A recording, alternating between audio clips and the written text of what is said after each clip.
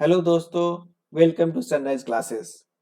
जैसा कि हमें पता है बीपीएससी टीआरई 2.0 का जो एग्ज़ाम है वो अप्रोक्सीमेट दिसंबर में होने वाला है और हमें ये भी पता है इस एग्ज़ाम में 120 क्वेश्चंस पूछे जाते हैं। इस 120 क्वेश्चंस में 120 क्वेश्चंस में 80 क्वेश्चंस जो होते हैं वो सब्जेक्ट से होते हैं और 40 क्वेश्चंस जो होते हैं वो कॉमन क्वेश्चंस होते हैं। ये 80 क्वेश्चंस हमने डिस्कस किया था। अगर आप कंप्यूटर साइंस से हैं तो ये सारे 80 क्वेश्चंस जो होंगे कंप्यूटर साइंस से होंगे। अगर आप किसी और सब्जेक्ट से एग्जाम दे रहे हैं तो ये 80 क्वेश्चंस आपके सब्जेक्ट से होंगे। फॉर एग्जांपल अगर आप फिजिक्स से एग्जाम दे रहे हैं तो ये 80 क्वेश्चंस आपके फिजिक्स से होंगे, केमिस्ट्री से होंगे, जूलॉजी से होंगे, बॉटनी से होंगे। ये 80 क्वेश्चंस आपके हिंदी से होंगे, मैथिली से होंगे, हिस्ट्री से होंगे, ज्योग्राफी से होंगे, मैथ से होंगे। तो ये 80 क्वेश्चन जो है वो आपके सब्जेक्ट से है। मैं इस 80 क्वेश्चंस में इस चैनल पे आपको कंप्यूटर साइंस के लिए मटेरियल और क्लासेस प्रोवाइड करता हूँ। It is my mistake. It was this seat is not 287, I think it is around 170, but इससे कुछ ज़्यादा फर्क नहीं पड़ता है। 170 हो या 270 हो, ये एग्ज़ाम बहुत ही टफ होने वाला है क्योंकि अप्रोक्सीमेट 10,000 और 15,000 में से 200 बच्चों का सिलेक्शन होना है। Okay, now today I am going to talk about this 40 questions. ये जो 40 क्वेश्चंस जो पूछे जाएंगे जो सारे सब्जेक्ट के लिए कॉमन होंगे, इसमें कुछ क्वेश्चंस मैथ से होंगे, कुछ क्वेश्चंस जनरल अवेयरनेस। आज मैं आपके लिए एक नया प्लेलिस्ट शुरू कर रहा हूं जिसमें मैं ये 40 क्वेश्चंस के बारे में डिस्कस करूंगा और ये 40 क्वेश्चंस सभी सब्जेक्ट के लिए कॉमन होंगे। तो अगर आप कंप्यूटर साइंस से नहीं हैं और किसी और सब्जेक्ट से भी इस एग्जाम को दे रहे हैं तो भी ये प्लेलिस्ट आपके लिए इम्पोर्टेंट होगा। तो मेरा क्या प्लान है कि मैं आपको इस 40 क्वेश्चंस से related every day at least I will discuss one topic. वो टॉपिक किसी भी सब्जेक्ट से हो सकता है, वो ज्योग्राफी से भी हो सकता है, वो हिस्ट्री से भी हो सकता है, वो साइंस से भी हो सकता है, वो करंट अफेयर से भी हो सकता है।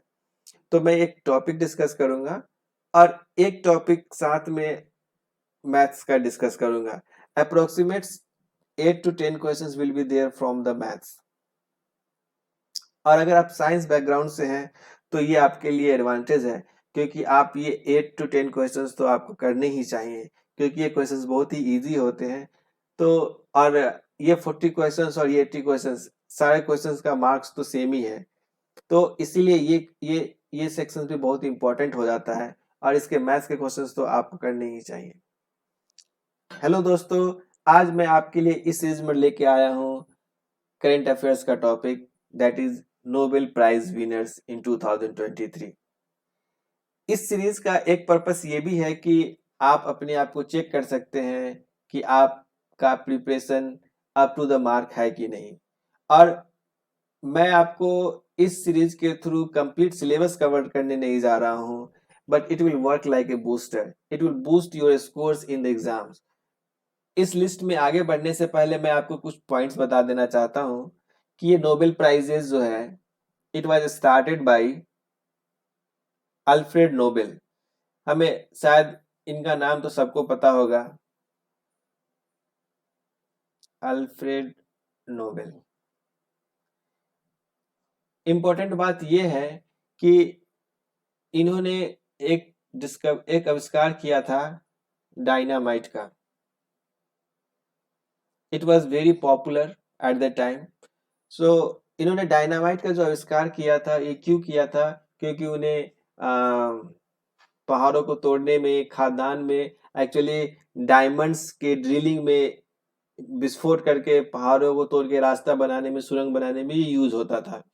तो उनका जो पर्पस था, it was purpose is like to help society, to help workers. लेकिन क्या हुआ कि इस डायनामाइट को बाद में लोगों ने विस्फोटक की तरह यूज करने लगा और ये युद्ध में यूज होने लगा।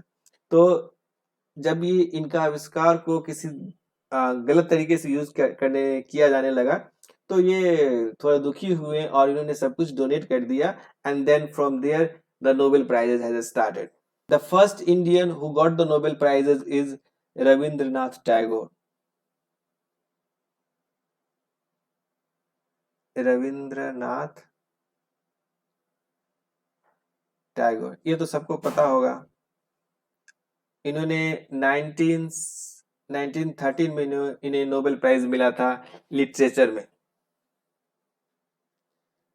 एक और इम्पोर्टेंट क्वेश्चन है,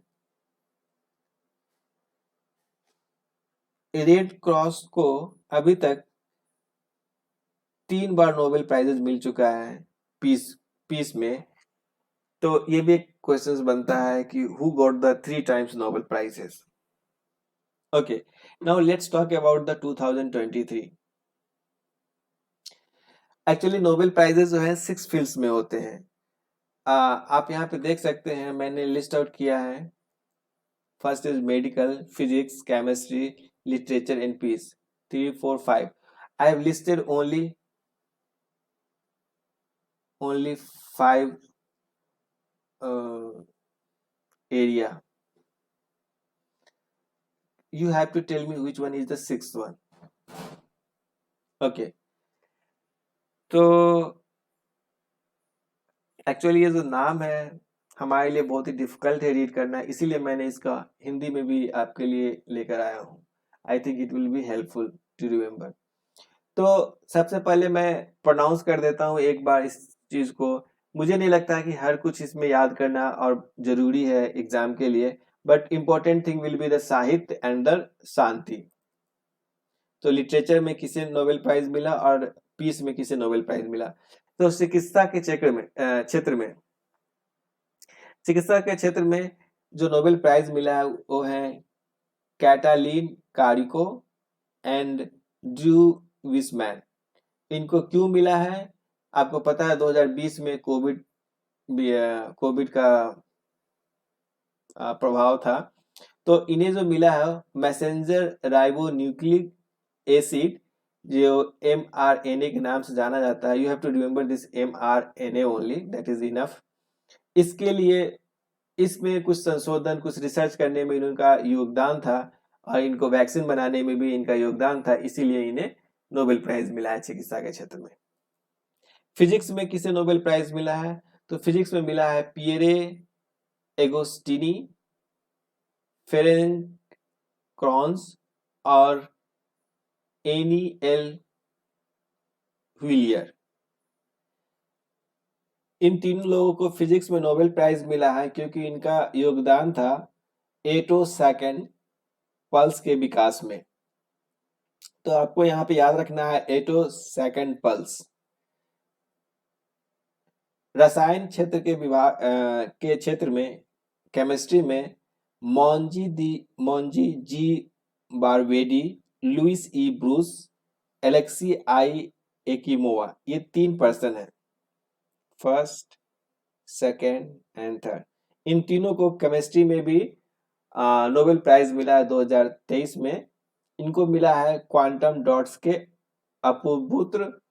अभूतपूर्व आविष्कार और इन तीनों को केमिस्ट्री में नोबेल प्राइज मिला है क्योंकि इनका अभूतपूर्व योगदान रहा क्वांटम डॉट्स के आविष्कार और रिसर्च में। अब जो इम्पोर्टेंट है, ये इम्पोर्टेंट है साहित्य में। साहित्य में जॉन फॉसे को नोबेल प्राइज मिला है। ये नॉर्वे के रहने वाले हैं और इनको इनके नाटक और गद्य में, साहित्य में इनको नोबेल प्राइज मिला है। और most important, this is the important, VVI, शांति के क्षेत्र में जो नोबेल पुरस्कार मिला है वो मिला है नरगिस मोहम्मदी को। ये ईरान के रहने वाली ये एक महिला है जो ईरान की रहने वाली है। इनको जो मिला है ईरान के महिलाओं के उत्पीड़न के खिलाफ उनकी लड़ाई तथा सभी के लिए मानवाधिकार एवं स्वतंत्रता हेतु उनके संघर्ष के लिए रॉयल स्वीडिश अकादमी द्वारा प्रतिष्ठित नोबेल शांति पुरस्कार 2023 प्रदान किया गया है। तो ये कहाँ की रहने वाली है? ईरान की रहने वाली है। आप देख सकते हैं ये है नरगिस मोहम्मदी जो ईरान के रहने वाली हैं। इनको जो नोबेल प्राइज मिला है शांति के लिए।